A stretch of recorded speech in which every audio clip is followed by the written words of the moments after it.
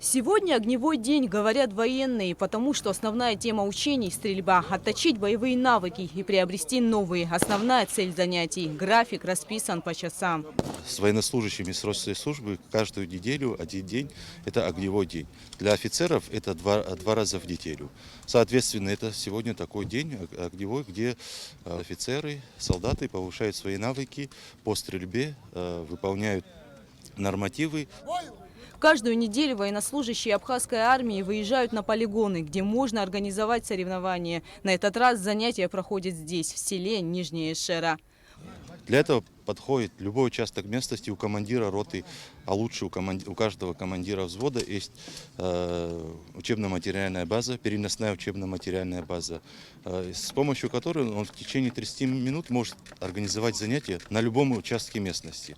Значит, полигон — это хорошо, когда солдат приходит, там пропускная способность соответствует, высокая, у солдата все готово, там он ознакомливается с мишенью, но эти условия, в которых мы сейчас работаем, максимально приближены к боевым. Учения проходят в несколько этапов. Первый – подготовка к стрельбе. Затем второй этап, как мне объяснили военные, он называется снаряжение магазина и заряжение оружия. Главное здесь собрать 30 патронов за 33 секунды.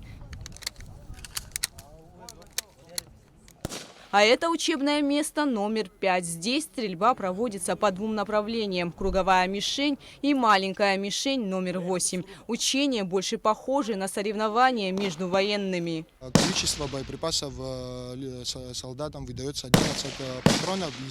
Из 11 патронов в большую мишень номер 4 должны попасть 3 патрона, а в маленькую мишень 8 патронов. Хорошие результаты, 25 очков – это общее попадание, 20 – это 2 попадания, 15 – это 1. А в маленькую мишень из 8 патронов, один если попадет, считается, что мишень поражена. Поразить цель решила и я. Правда, оружие мне доверили не сразу. Зарядить обойму, вставить ее в ружье, снять с предохранителя, затем дослать патрон в патронник и стрелять. Все это мне объясняет руководитель учений.